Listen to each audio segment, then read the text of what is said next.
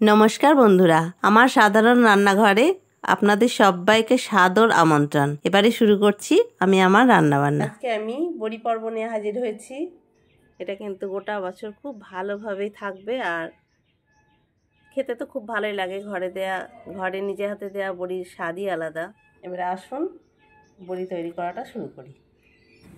বিউলি কলাইটা সারা রাত ভিজিয়ে রেখেছিলাম, এবারে এটাকে বেটে নেব।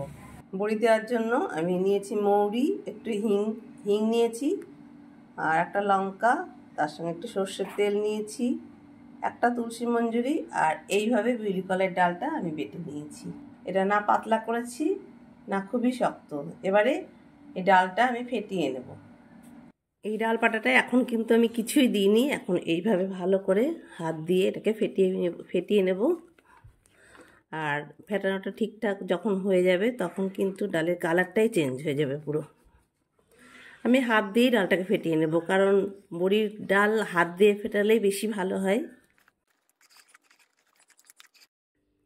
ডালটা খুব সুন্দর ফেটানো হয়ে গেছে। ফেটানোর পরে পুরো ডালটা হাতে নিতেও ভালো লাগবে, পুরো হালকা হয়ে যাবে আর রঙটা পুরো সাদা একদম হয়ে যাবে। এবারে দিয়ে দিচ্ছি একটু মৌরি আর সামান্য একটু হিং। খুব বেশি আমি দেব না। হিং আর মৌরি দিয়ে আরও একটু ফেটিয়ে নেব ডালটাকে। ডালটা পুরো ফেটানো হয়ে গেলে আমি দেখিয়ে দেব। মৌরি আর হিংটা দিলে বড়িটা খেতে ভালো লাগবে। এখন গোটা বছর আমার যেটুকু বড়ি লাগে আমি এইভাবে দিয়ে রেখে দিই। বড়ির ডালটা যে পুরো ফেটানো হয়ে গেছে সেটা বোঝার জন্য বাটিতে নিয়েছি একটু জল, আর জলের মধ্যে দিয়ে দেব ডাল বাটাটা। এইভাবে যখন ভাজবে তখন জানতে হবে বড়ির ডালটা আমার ঠিকঠাক ফেটানো হয়ে গেছে। এবারে আমি বড়িগুলো বসিয়ে নেব। সর্ষের তেল নিয়েছি, এই তেলটা বড়ির চালনে খুব ভালো মতো লাগিয়ে নেব, তাহলে বড়িগুলো খুব ভালো মতো উঠে যাবে। চালনটায় খুব ভালো করে আমি তেল দিয়ে নিয়েছি। এবারে বড়িগুলো দেওয়া শুরু করব। নিয়ে এরকম ছোট ছোট করে বড়িগুলো আমি দিয়ে দেব।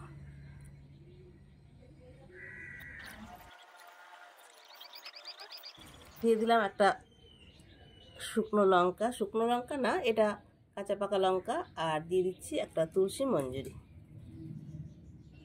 এইভাবে সমস্ত বড়িগুলো আমি দিয়ে নেব। আজকের মতো বড়ি দেওয়া পর্ব আমার শেষ হলো।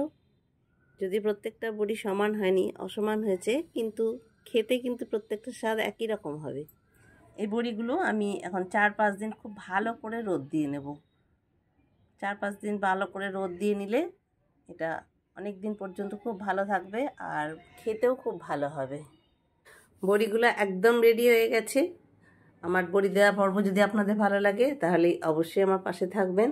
আগামী দিনে আপনাদের পাশে পাবো এই আশা নিয়ে আজকের এই পর্বটি শেষ করলাম। ভালো থাকুন, সুস্থ থাকুন, ধন্যবাদ।